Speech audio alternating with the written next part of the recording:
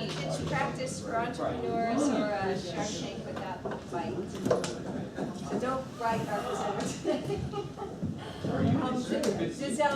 We're run by organizers who volunteer. It's supported by the Kauffman Foundation in Kansas City, Missouri, and we're here to help support entrepreneurship. So, are there any events coming up this week that we need to make announcements for? I got one next week. Does that count? Yes. Yes, of course. Next Thursday, the 24th at 4 to 7, we're hosting a networking event at our office in Chesapeake. Obviously, get with me and I can get you the directions, information. But if you've heard of ODU's Unwind, Yes. and also Hampton Roads Technology Council, which is now HRIC, we've had an event called Critical Mass over the years. We've basically combined those two, and we're hosting it at our office. We're expecting between 50 and 100 or so. The food, drinks, general networking, cornhole. We got a big tent out back, and so there's not really no agenda, just coming out to mingle. So if you're interested, let me know. What day was that? May 24th, 4 to 7, or 4 till. Okay. Good gig. Yeah. It kind of takes away from this a little bit, but next Wednesday, 8 to 10 at the Harbor Club, Disconnect Hampton Roads, we'll probably have about 150 people there, and that's down Waterside, Harbor Club upstairs. So. This is their big event, right? Yeah, they're big event once a something? month, and this Right. is giving back to charities. I think I have Right. 20 charities in there, so it's called Disconnect Gives Back. Right, I saw Laura last night, so she told me Oh, you that. saw- So okay. That's a big event for them. What's the date? Sorry. Next Wednesday during Next Wednesday, the Empowerment. 23rd, 8 a.m. to 10. Revolution Con, which is software developers, programmers, are meeting down at the Wyndham tomorrow and Friday. It is a paid event to sign up to go, but I think they're expecting 500 programmers from all around the region, from a lot of the mid-Atlantic states. This is the third or fourth year? Third year. I think it's the third year, yeah. And it just keeps getting bigger and bigger. And their speakers, they get in the top folks from Google and Microsoft and world-renowned folks with those organizations as speakers. And a good event right on the ocean front. And so just want to let everybody know. Revolution Cons. Is there a calendar somewhere with all the events? The Startwheel.org is supposedly has the compilation of all these events. They're rather new, so I don't know how far they are along in plugging everything in. But that's supposed to be the one-stop shop here. And you know what? I'll give a shout out then to startwheel.org. Do check it out. They just started up about maybe a month ago or so. And so if you have an event, shoot them an email and tell them to put it on their calendar. I'm sure you can just go to startwheel.org, contact us or something. But Chris Shelton's the guy, if you know Chris, and he keeps that all in track. But that's really what we're working on here. And thanks for asking that question, because hopefully next time you'll be able to look there and see everything. So that'll be great. I forgot to ask, is anyone here for the first time? All right, everybody knows the drill then. All right, we've got 6 minutes. I'll give you the 1 minute warning. And today we have a fantastic presentation from Ray Chow with Foosye. Hi, good morning. Morning. So it sounds like I got 6 minutes, so I'm going to kind of go do the abbreviated version. My name is Ray Chow. I'm the Chief Food Truck Officer and co-founder of Foosye. How many of you guys love food trucks? How many of you guys have a hard time finding them? And how many of you feel like you just won the lottery when you do find one? So this is what it's like when you win the lottery. You find a food truck, you're hungry, and bam, you're ready to go eat. So Foosye, we're building a technology platform for the mobile food industry. We understand that food is personal, and food trucks are small entrepreneurs, independent business owners, and they're out there to hustle, and they're bringing their cuisine to your favorite event and venue. So, just a little brief history. National Restaurant Association said about 5-6 years ago, there's only 4,000 food trucks operating in the U.S. And we're like, there's got to be a lot more than that, because Foosye has built up a database of almost 59,000 food trucks, and it's as of 2017, as of last year. So if we're only capturing about half the marketplace, I mean, that's about 3,000% increase over the last 5 years in the number of food trucks that are out there serving. So data is key, and that's where we've put a lot of our emphasis and focus on. Chris and I were out here 2 years ago pitching and sharing with you our findings and so forth. And for the last couple of years, we've learned a lot, we've built a lot, and we've actually had to pivot a lot. So, of course, back then, this is all part of a $2.7 billion industry, and that's just what's window sales. That's just what is trackable, or there's still a lot of mobile food trucks that are out there operating pretty under the radar. So we have a feeling that this number is significantly big. But what we're here to do is trying to eliminate DP squared, and what you call the business model that a lot of mobile food truck owners are operating as drive, park, and pray. And that's basically what we do. Every morning we get up, get in our trucks after it's loaded, we drive to our location after we spent hours and hours getting it loaded and ready to go. We park our truck, get everything set up, and many of us just pray that enough hungry customers like yourself will find us and buy from us. So, this is the typical day of a food truck owner-operator. Where are my customers? Where do I park? Are we hidden? Can they find us? There's a lot of things that food truck owners, they're not technologically savvy. They love doing the food. That's their passion. But the technology side, they're pretty challenged. They're not social media experts. But you have to learn to be one in a very short period of time to get a better chance of success. This is where Foosye's coming in. So just a typical Foosye in action. Meet Ashley. She's your event planner. She's been tasked to hire a food truck for her company outing, and they need a food truck to feed a couple hundred of their employees. And she has no idea where to go except find the web. So check out this good-looking food truck owner guy. He's like, hey, I gotta prep, I gotta get my truck ready, I'm drive, parking, praying, and hopefully I get some good events and I do some good sales. And then there's Charlie Consumer. He's out here today visiting Virginia Beach. He says, oh, I want to try some of the local food truck cuisines, but I really don't know where to find them. So between Ashley, Charlie, and food truck owner, these are just a small piece of the total food truck ecosystem. As you can see, the mobile food industry is a very robust space. Disruption. Food trucks.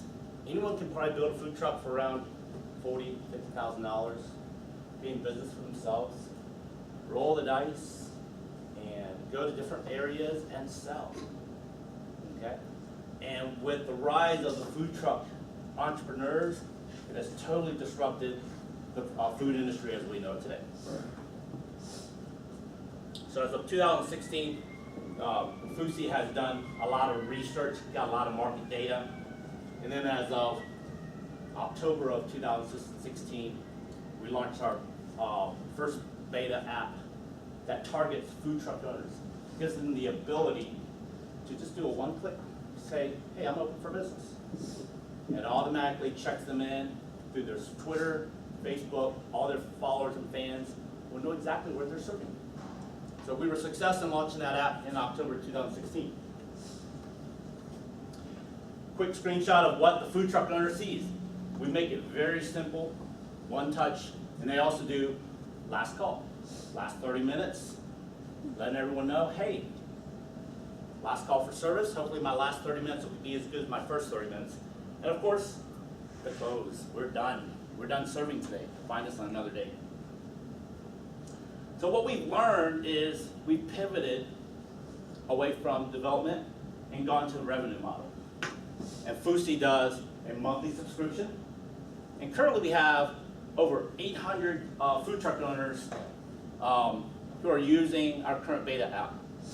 And if we initiated a subscription-based model, we would be looking at about $39,000 per month of potential revenue.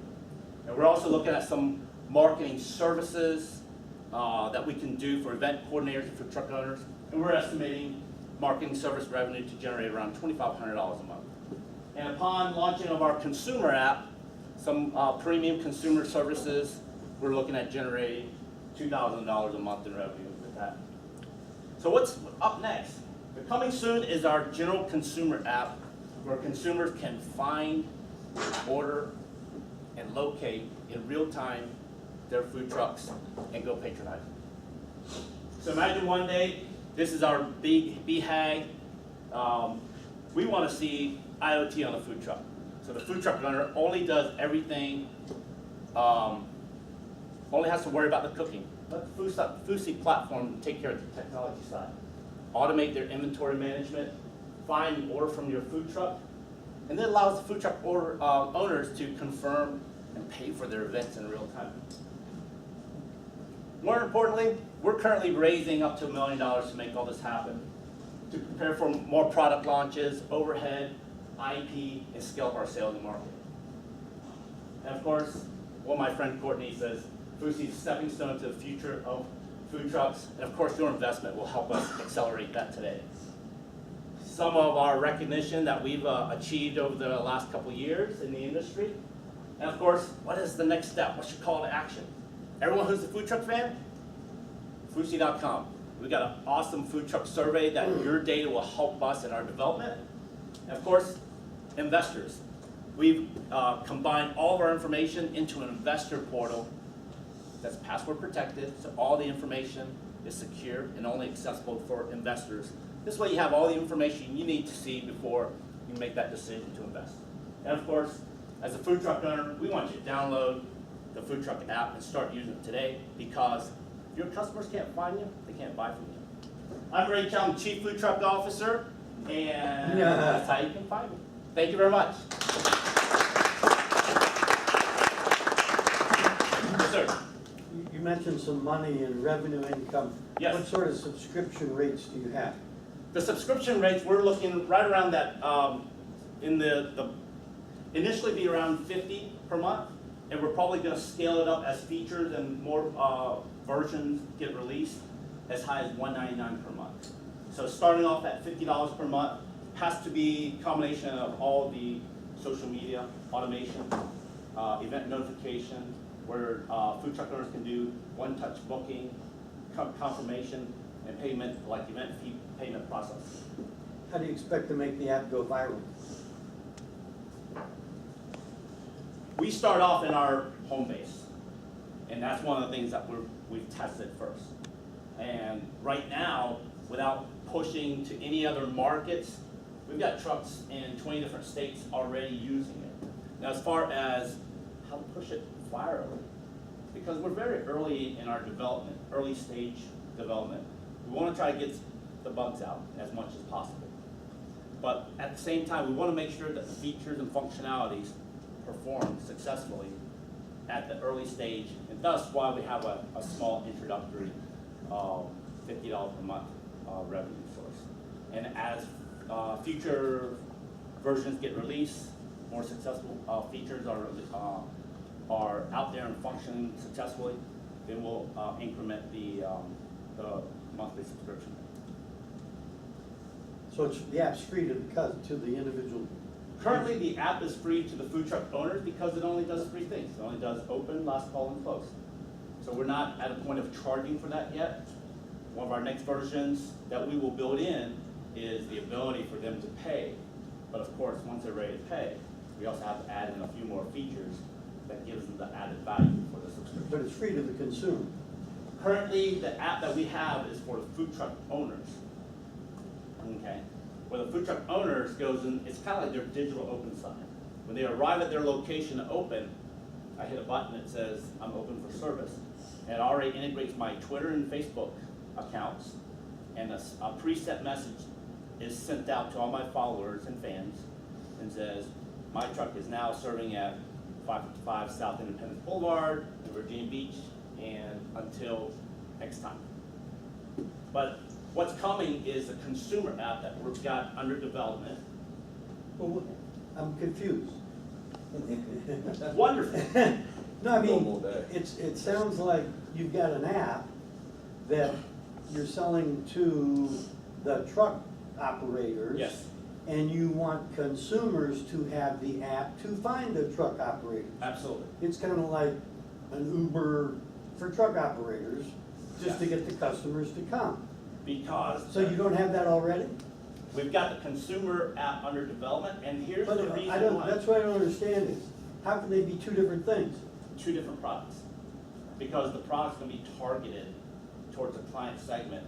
Because as a consumer, I just wanna see where the trucks are located. It's different features. So Different one's features. an accounting, Different, yeah, one's a marketing and accounting platform, the other one's just advertising. And the key reason for this process is because when the consumer opens up their app, they gotta see data. I gotta see trucks, I see trucks checked in.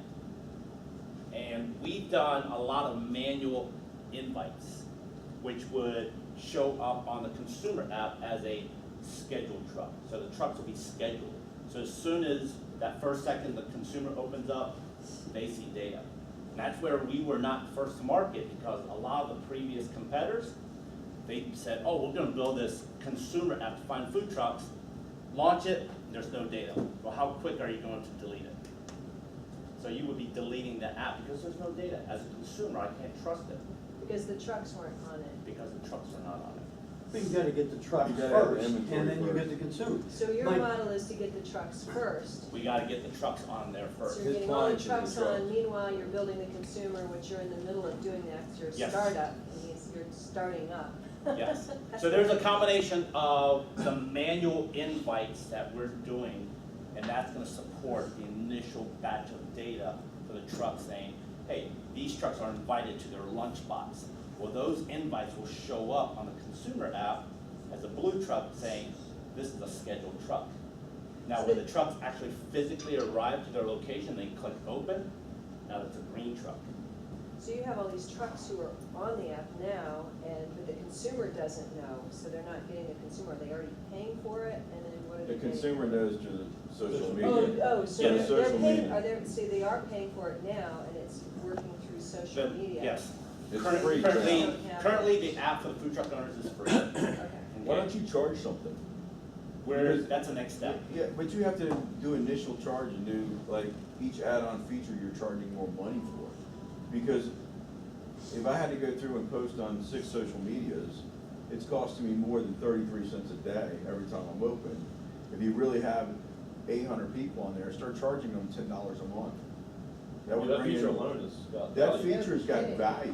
Yes. Gosh, if And it just put it sends in something out cents. to everybody. Look, it's 50 cents a day. That's $15 a month. Most people, I mean, like there's some Don't even people on the push that. TV It's 2 cups of coffee. So- for 50 cents.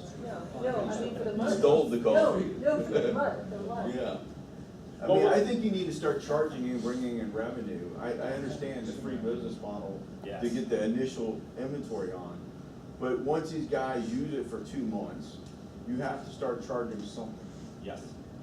Maybe And that's And why- not the Maybe $50, for a couple of months $15, for free. $10. Even just $10. That's one of Because that's our 100 tough grand a year lessons in that we revenue. started.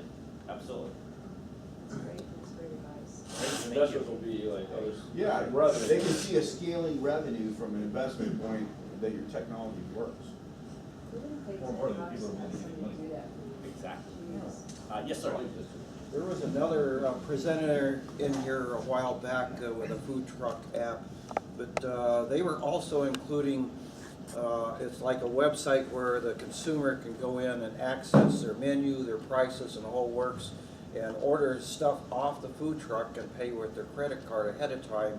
And then they just go up to the one window that's for pre-order stuff and pick their stuff up instead of having to stand in the long line to get stuff off the food truck. Absolutely. Pre-ordering is definitely a feature for down the road. However, my buddy Brian with Bacon Boys in Las Vegas He shared with me one classic example of why the order ahead didn't work for him. He did an event over at Caesar's Palace one time, and he had people able to pre-order, and he got bombarded. He had so many pre-orders from That was the problem online. we saw with that model. And what happened was the people walking up to the truck, he couldn't take their orders because he was 40, 50 tickets deep and still more coming in. So you have to have that feature of saying, I can take online orders, but I'm gonna cap it at, I gotta be able to turn it on and off. They had a Truck has to be timer set up on to their handle order. both types. Pardon me? Truck has to be set up to handle both types of, It has to be able to set up to handle both types, but if you get a high volume of online orders, you gotta have that feature to be able to turn it we got off. so many people Yeah, for you so see my many kitchen hours. line. Exactly. Absolutely. Yes, sir. And in restaurants, like fast food restaurants, there is a setup for drive-through and setup for dining room. So, you know, there are two different ticketing models, like there are two different queues basically. So, How much can you cook in a food truck? That's the limiting That's the factor. Yeah, Well- that's. That's a tiny truck. then you You can take all limit the it. orders you want. See, I mean, the limit is the solution. Like, you know, you can only take so many people. Now, it's gonna upset some of the customers, but you know, you can only get so many, and you can say that delivery in 1 hour. Exactly. You know, then you set up a delivery time. So let's say your kitchen can produce 50 an hour. Let's say 50 meals an hour. Yes. Then you divide 30 of them for online order, 20 of them for walk-in. You have, the solution to the online ordering is don't take any more than, say, 5 or 10 at a time. And you gotta be able to turn it off. And when you turn it off, no more online orders, because you have to turn it off and take care of your window guests. The online ordering is a very nice, feature and very convenient feature. But if it's always on, well, if I'm in line and I'm the 20th person in line, I'm just gonna go ahead and order online and pay, and then I'll just walk up to the pickup window. And then that'll upset the whole overall purpose and experience of walking up and waiting in line and eating at the truck. Because everybody has a smartphone these days. And if you have that online ordering capability always turned on, then as a food truck owner operator, how do you juggle But if you taking turn the it off, online and doing the window? if I want to eat that food truck, right? And if you turn it off, I'm ready to order, it's off. Yes, I will get upset. yes. See, if you say that wait for an hour, then I'll say, well, they're busy. Okay, either I walk in. It's like one of those things in a drive-through. You see 20 cars. What do? You walk inside, right? Exactly. So it's one of those things. That's your So- natural solution though, is to have it like a drive-through. So there's a queue. It's like if I drive up, there's only 10 cars in the queue, otherwise I'm in line and it just says, hey, you're fifth waiting to order. Then I gotta decide, do I wanna get in line? Do I wanna find a different food truck? Or do I wanna wait until I'm up in the queue that I can place an order? Have two trucks, one for line ordering, one for walk-in. That's $100,000. That's a lot to pay off. The other company coded in a timer where they had a time, somehow a timer on it. Or just block it off and say, you can order online, but it's not gonna be ready for 20 Well, they minutes. did it like at 30 minutes. events where they could go during at halftime, an hour and a half from now, you could order now and see how, when the food was ordered. So if you turn that off, then, you know, they kept it so they could get a flow the whole time at an event. Yep. We have a limited menu on the order ahead. Those are, quick prep. You have a limited menu on the truck. Right, but you could have two items that, these are the only pre-order things and we've already pre-prepped those so we can throw one of Exactly. those Usually on together. a food truck, you're 4 to 6 items and just have tons of it and crank it out. Okay, I don't know if you can do this. Can you make the order taker? Like, let's say the queue is building up in front of you, so they just press a button on their cell phone. Okay, 5 people came in, so you give them 5 people queue, and then whatever comes after that comes in the online ordering queue, basically. Absolutely. That does it make sense? So Yeah. you see the people lining up, you give space for them, Yep. and so that will let you enough time to cook probably. All right, back to Foosye. Okay. Yes, sir. So you said you're raising $750,000 to $1 million. What are you doing to go after that funding? We are, Chris is not here pitching with me today. We have shifted, so Chris is making his focus onto investors. He's definitely reaching a lot of different investor groups. We've filling out various grant applications. So we're looking at different sources of our investment dollars. This is one of the areas that we're still learning as far as we need to raise up to $1 million to make all this happen, to give us a good run rate of 2 to 3 years, to get all the products launched and finish up all the IP. And but as far as the fundraising side, of course, you know, my job is, hey, it's time to revisit the 1 million cups, get the word out about what we're doing, update everyone on what we've learned, as we are still learning on a daily basis. And you know, we've gained some good traction as far as, now we've got a product out, we've gotten some good feedback. Absolutely, we've heard nothing but, you guys need to start generating revenue, start making that dollar, and then you'll get the attention of investors. So that's one of the first things that we have recently learned, and we're working on making, implementing those changes into our next version. That's why it's like, this free food truck app, absolutely. The next version that's got to come out has to have that payment tool in there, so the food truck owners can start paying $10 a month, even with no added additional features, which we're looking at incorporating 1 or 2 additional social media channels in addition to Twitter and Facebook. So when we lump that package together and say, great, start paying us $10, $15, or $20 a month, now we've gotten that first kick in the revenue generation. Yes, sir. In this area, I think of food trucks more so as an add-on item when I go to an event. If I go to a brewery, the food truck happens to be there, it's convenience. I don't really seek out food trucks. Do you plan to market more so in regions like this, or launch in like bigger cities like San Francisco, New York, and places like that? What's your kind of ideal target marketing? Of course, we're based out of Raleigh, North Carolina. So we're gonna start in our backyard neighborhood. We're also gonna, areas that we could easy to travel to. We're a startup. We can't fly all the time and stay in nice hotels. So, so we're gonna concentrate our area in this southeast region. Of course, other areas that kind of users start picking up the app and they start building on its own. Absolutely, that's we will get to those markets as we start scaling and growing. But primarily, we're looking at our backyard and within the southeast regional states that we could start marketing. Absolutely. There's a lot of event coordinators think that if I hire a food truck that's got 10,000 followers, they're gonna bring 10,000 customers to my brewery. It doesn't happen. I'm going to a brewery, I'm there for a beer. And if a truck just happens to be there, I'm happy to patronize it. But I'm not going to a brewery because XYZ food truck is there serving.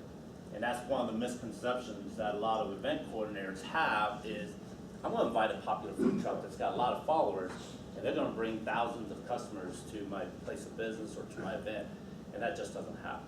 The food trucks are there as a secondary vendor to provide a food service to support the event, but we are not the primary purpose for attendees coming to the events. Yes, sir. I would argue against that in one instant.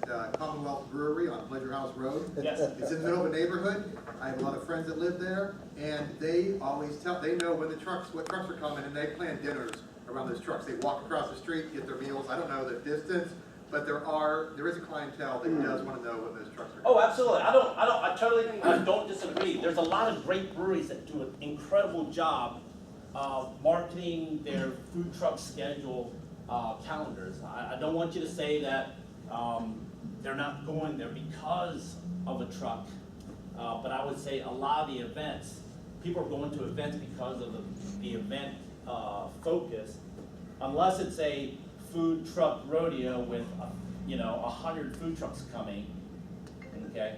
When there's events and it's food truck rodeos, yeah, people are going there because there's a lot of food trucks that they could patronize. But there's breweries that do better jobs than others as far as, here's a calendar of all the trucks that are visiting Monday through Sunday this week. And all of their fans can see the calendar on their website. Oh wow, this truck's coming, and it's Run Club night. I'm gonna go there and patronize. So absolutely, there's always exceptions to the rule. And like I said, there's a lot of breweries that do better jobs than others and so forth. Yes, ma'am. You mentioned in your first couple of sentences making some pivots, so I'm wondering what your key pivots have been. You alluded to them, but what have your key pivots been? Why and what did you learn from them? One of the pivots that we learned, you know, when we started, we have this tunnel vision idea of what we need to build. Okay? We said we have to build the food truck app first. Then we have to build the consumer app next. Then we have to build the event portal next. And we were under the impression that we should build this, get it up and going, get success on it, and then start building the app, the consumer app next, and then start building the event coordinator portal. And that was one of the mistakes that we've learned, is the delay. And someone had shared with me, if your first app, if you're not embarrassed by it, you released it too late. And that's one of the things that we were trying to make perfection out of our first product. We didn't want to be embarrassed. So we were taking our own time and trying to get this perfected, had these guys that were, oh, I can code, I can do this. So we spent a lot of time working with a team that didn't perform. We spent a lot of time learning that we really need to be faster instead of slower. We spent a lot of time learning that we didn't have to be perfect to get the first product out. And that's why it's like, it's 2 years since I came back. It should have been 2 months I came back and said, look what I did, okay? So one of the things that we had to pivot was, stop dragging your asses and let's get some work done. Let's get the product out. Don't worry if it's buggy, as long as it works 80% of the time, let's run with it and learn. The other thing that we've learned is, start charging, start making money. Okay? You can't pay all these trips with thank yous and handshakes. So those are some of the key pivots that we've learned, and I wish I can go back 2 years with what I know today. We would definitely do things a whole lot differently. And that's just part of the learning process. Yes, sir? Yeah, one of the other benefits of charging is right now people are you got 800 people who are willing to use it for nothing, but is anybody willing to give you money to use it? Exactly. It'll You don't know until you it'll test it. validate your model, right? Is your ultimate pricing strategy just going to be charging a set price, or are you going to have some sort of tiered thing where people can, you know, get in at $20 a month and get certain features, and ultimately, you know, get the full package for more, so you can kind of get them hooked a little bit cheaper, especially for the people that might be reluctant to just throw out $200 a month for an app they've never used before. Oh, exactly. You know, if they can get in for 10 or 20 bucks a month to get some of the features, and then see that there's other things, oh gosh, I need this too, and you know. Yeah, we're looking at different scale, Yeah. like a First it's basic, free. yeah, freemium, basic, advanced, and a premium model for different subscription rates, different features that are available, and that's only for the food truck side of it. You know, we've got 9 different client segments that we're looking on a pay-to-play type platform. Event coordinators, they're not going to be on a subscription. They're going to pay based on the event and the number of food trucks and the hours that they want us to hire a food truck for them. So every different client segments, they pay on a different revenue structure. There was someone back here. Yes, sir. Is there a reason why you have 2 separate apps? Why couldn't you put the consumer side as with the? Because I mean, I think that's what's confusing a lot of people, because one app has X amount of features, the other app has X amount of features, but if you just go out to a portal, log on to Facebook, and then you're thrown to 2 sides, whether I'm a food truck owner or I'm a foodie, and then have everybody aggregated to one spot, because I'm a millennial, I have no patience. So if I went to the App Store and I was trying to find the consumer side, and I kept finding the app for the business owner, I'm not even gonna touch it anymore. Is there a reason why you separated them into 2? I think that's part of our learning process right now. When we first started building this, we were focused on, let's get a product out for the food truck owners, because we found ourselves caught in this catch-22 cycle. Food truck owners want to hear about events, so they need an app for that. General consumers want to be able to find the trucks, and event coordinators want to be able to hire the trucks. So we had to have a way to kind of break that cycle. And it took us some time to kind of figure out, why don't we build a freemium app to get the trucks on board with the social media, the automated social media postings. So that was the approach that we started off with. We wanted to keep it very simplified to kind of have a quick build. This is part of our learning process. And right now, at this point, it's, do we put it all in one app? Then if I'm a general consumer and I see it on one app, well, what's this open, close, and last call do for me as a general consumer? So then the buttons as a general consumer are showing up, but doesn't really resonate with me. So the features that we're looking at having show up has to be relevant to the client segment that is using the product. The features can still be there, but if you separate it into two, so that let's say right once I log in and I say I'm a food truck owner, I'm always going to see the food truck owner side. I'm never going to see anything from the consumer end. Unless I say I'm a consumer, then everything I'm going to see is consumer side until I delete the app and then re-download it again. I'm just saying paying for multiple databases for two apps is going to be it's not cost effective, as well as having to pay. I feel like paying for two things when you can throw it into one would just make more sense. On an aspect of, I want everybody to go to one location instead of having to always explain to people, we have two apps, we have two apps. My phone is precious real estate. I'd rather, if I have an app, it's going to be one, it's not going to be two. Even if I'm a business owner. You can I have appreciate your that feedback. That's a really good idea because it does make sense. Don't pay for two databases, have it all housed in one. It may just be that one more initial screen. to You can kinda have your say, opening what app, type your of user opening are you? page, where anybody can go into it and select where they want to go. Yeah. If Yes. they're a distributor and want to sell you stuff, You have to or if you're sign a up, customer, make them sign up, or they don't have to sign up. well, you have an opening You know, when page. you open the app, I just opened the app, I am a consumer or business owner, Yeah. so I select.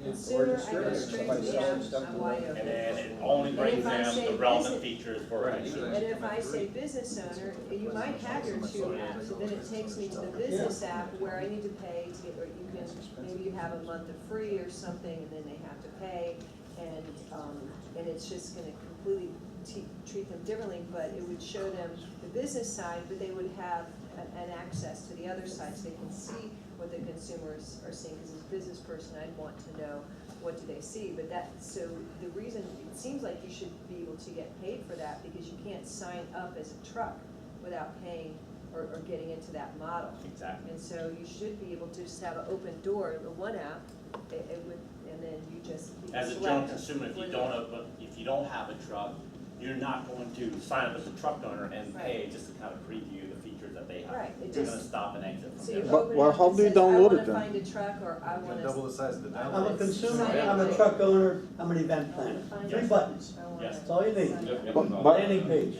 do you 1, 2, 3, charge? Boom. The first Do you page. charge for downloading the app? That's what's confusing about the whole Yeah. thing. So how do you get paid? So through a payment system? How do you pay how does the truck owner pay you? The truck owner will have to sign up for a subscription, a monthly subscription. So it's not through the Google Play Store or anything like that. You have to do it separately. Yes, Okay. Okay, question, yes. what is the website? Foosye.com? Foosye.com is the website right Okay. now. I just tried it and I can't get it. What is the app? Okay. What do you call the app? What's the name of the app? It's under the Foosye Shout Out app. It's on Apple and Google Play right now. And what's the name of it?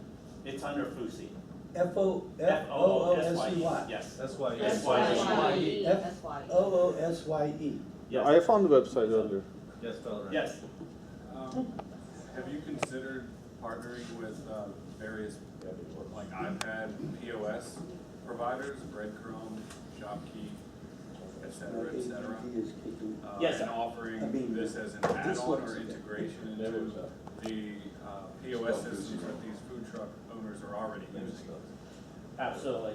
Square is one of the ones that we're working on a partnership with. Absolutely. We're not looking at trying to recreate what they actually basically perfected. It would be a great partnership to plug in and get that product mix data, get that sales data, and incorporate, utilizing the product mix so that we can help with inventory management for the food truck owner.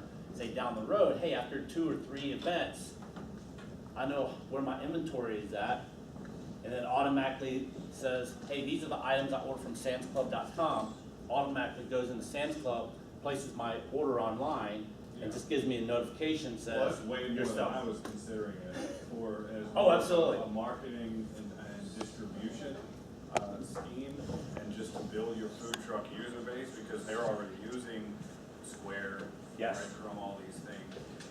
And so I'm a restaurant owner myself, and I do this. I go and look at the integrations available for our POS system, which is iPad-based, and if I see Foosye and I'm a food truck, brilliant. I'm gonna download that one as opposed to any competitor that may come to the playing field ahead of you. Yes. Yes, go ahead. You say you got 8,000 food trucks already signed up for this service. I guess 800. my big question, 800, sorry. Yes. Are they gonna be willing to pay, and have you done any research asking them if they're willing to pay even $10? Because I mean, if you're gonna make money, you gotta know if they're willing to spend it. Exactly. That's, we're in the midst of working on that research right now, because You've already got 800, you could ask for it now. Yeah, they've been on it for 2 months, start charging. currently, the current version that's out there, we don't have that charging capability. That's one of the things that we gotta build in next time, in addition to adding on a couple more social media Look, you need to concentrate, your market share is tiny, 60,000 potential customers. Your customer base is your food trucks. You need to sign up as many as you can, because once they have one app on there, they're not gonna go for a second app. Yes. So you need to fix your social media platform, charge $10 a month, $5 a month, I don't care what you charge, and sign up the whole country. Because as soon as somebody comes along with a different app, your food trucks aren't gonna listen to them. For $5 or $10 a day or a month, you click a button and you're on all the social media platforms, that's 33 cents a day. You have to get the food trucks up there, there's 60,000 of them. Yes, and the paying customers are gonna demand the features. Yeah, but I mean, that'll you be can better add from there. on, you have, You if you can take get them on people board and add on features, it's like the frog in the boiling water idea. Slowly heat up the water. But if you throw them in there where the water's boiling, charge them $1.99 to get go, you're not gonna get them. Yes. So what can 1 million cups do for you, Ray? Oh, I'll tell you, the feedback that I'm getting out here is incredible. The opportunity to come out to share is definitely very rewarding. 2 years ago, we went to 11 different 1 million cups. Really? Between North and South Carolina, Georgia, and Virginia. So we hit 11 different cities, and these next 2 to 3 months, I'm looking at going back to the places we've been in the past. I think there was like 2 or 3 in this region that we missed. So it's definitely a great opportunity to share and update everything that we've done. The feedback has been incredible, and of course, check out our site, break it. Look, if you want access into Investor Portal, contact me. I'm happy to send you the password so you can browse, give me feedback, look at our numbers. And then food truck fans, take the survey. Data is king. The more information we get, the better. I don't know if you have one of these, but. Oh, of course, I always wanted one of these. Really